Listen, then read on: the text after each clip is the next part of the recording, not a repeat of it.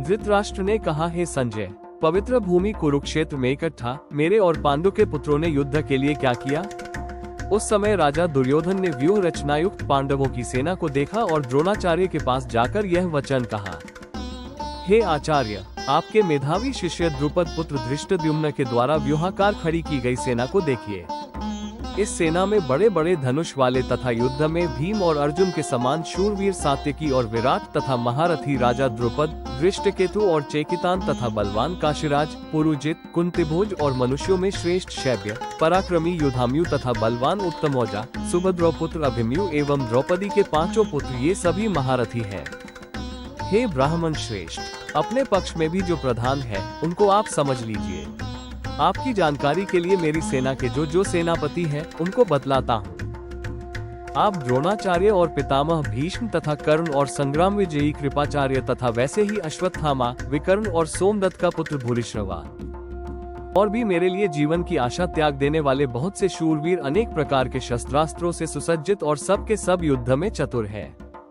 भीष्म पितामह द्वारा रक्षित हमारी वह सेना सब प्रकार से अजेय है और भीम द्वारा रक्षित इन लोगों की यह सेना जीतने में सुगम है।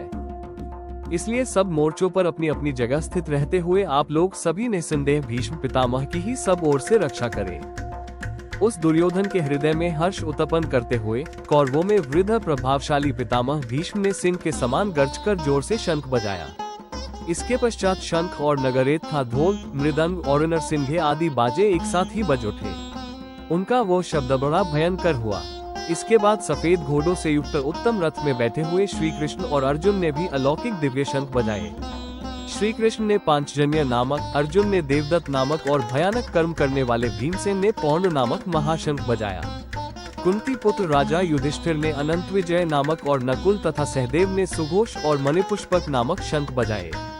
श्रेष्ठ धनुष वाले काशीराज और महारथी शिखंडी एवं धृष्टद्युम्न तथा राजा विराट और अजेय सात्यकी राजा द्रुपद एवं द्रौपदी के पांचों पुत्र और बड़ी भुजा वाले सुभद्रपुत्र अभिमन्यु, इन सभी ने, हे राजन, सब ओर से अलग अलग शंख बजाए और उस भयानक ध्वनि ने आकाश और पृथ्वी को भी गुजाते हुए धृतराष्ट्रों के अर्थात आपके धृतराष्ट्र के पक्ष वालों के हृदय विदीर्ण कर दिए। हे राजन, इसके बाद कपिध्वज हनुमान जी का चिन्ह जिनके रथ की ध्वजा पर है, अर्जुन ने मोर्चा बांधकर डटे हुए धृतराष्ट्र संबंधियों को देखकर उस शस्त्र चलने की तैयारी के समय गांडीव उठाकर ऋषिकेश श्री कृष्ण से ये कहा, अच्युत, मेरे रथ को दोनों सेनाओं के बीच में खड़ा कीजिए जब तक कि मैं युद्ध क्षेत्र में खड़े हुए युद्ध के इच्छा वालों को भली प्रकार देख न लूं कि इस युद्ध रूप उद्योग में मुझे किन किन के साथ युद्ध करना योग्य है। दुष्ट बुद्धि दुर्योधन का युद्ध में हित करने की इच्छा वाले जो ये राजा लोग इस सेना में आए हैं, इन युद्ध करने वालों को मैं देख लूं। संजय बोले, हे धृतराष्ट्र, निंद्रा विजयी अर्जुन द्वारा कहे अनुसार श्री कृष्ण ने दोनों सेनाओं के बीच में भीष्म और द्रोणाचार्य के सामने तथा संपूर्ण राजाओं के सामने उस श्रेष्ठ रथ को खड़ा कर इस प्रकार कहा कि हे पार्थ, युद्ध के लिए इकट्ठे हुए इन कुरुवंशियों को देख। इसके बाद पृथापुत्र अर्जुन ने उन दोनों ही सेनाओं में स्थित पिताओं को, पितामहों को, आचार्यों को, मामाओं को, भाइयों को, पुत्रों को, पौत्रों को तथा मित्रों को, ससुरों को और सुहृदों को भी देखा। अपने अपने स्थान पर उपस्थित संपूर्ण बंधुओं को देखकर वे कुंती पुत्र अर्जुन अत्यंत करुणा से युक्त होकर विषाद करते हुए यह वचन बोले।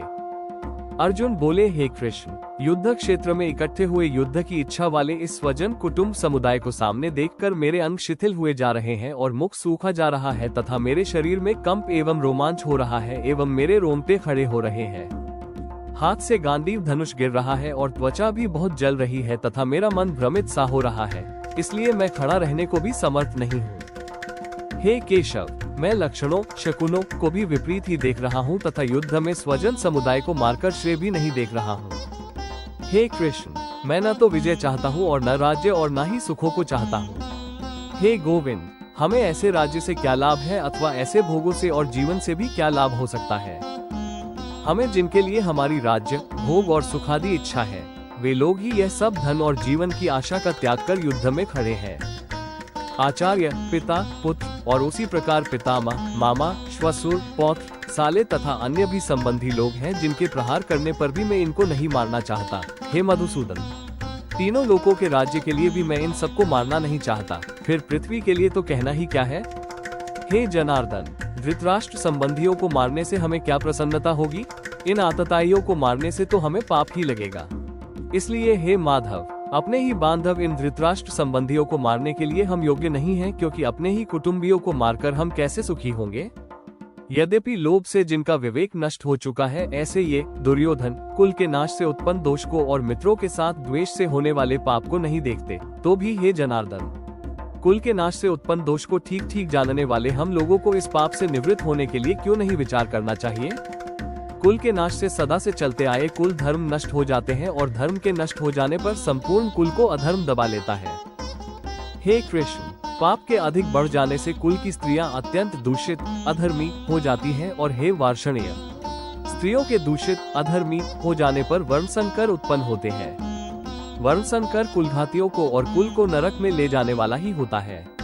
लुप्त हुई पिंड और जल की क्रिया वाले अर्थात श्राद्ध और तर्पण न मिलने से इन कुलघातियों के पितर लोग भी अधोगति को प्राप्त होते हैं।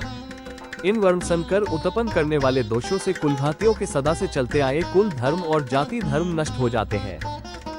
हे जनार्दन, जिनके कुल धर्म नष्ट हो जाते हैं, ऐसे मनुष्यों का बहुत काल तक नरकों में वास होता है, ऐसा हम सुनते आए हैं। ये बड़े आश्चर्य की बात है कि हम लोग बुद्धिमान होकर भी बड़ा भारी पाप करने को तैयार हो गए हैं, जो राज्य और सुख के लोभ से स्वजनों को मारने के लिए तैयार हो गए हैं। अगर मुझे शस्त्र रहित एवं सामना न करने पाने वाले शस्त्र को हाथ में लिए हुए धृतराष्ट्र के संबंधी युद्ध में मार भी डाले तो वह मरना भी मेरे लिए अधिक कल्याणकारक होगा। संजय बोले, रणभूमि में शोकाकुल मन वाले अर्जुन इस प्रकार कहकर बाण सहित धनुष का त्याग कर रथ के मध्य भाग में बैठ गए। और इस प्रकार अध्याय 1 समाप्त होता है। आशा है आपको यह अध्याय पसंद आया होगा। इंतजार कीजिए अध्याय 2 के पूर्ण वर्णन का। तब तक के लिए जय श्री कृष्ण।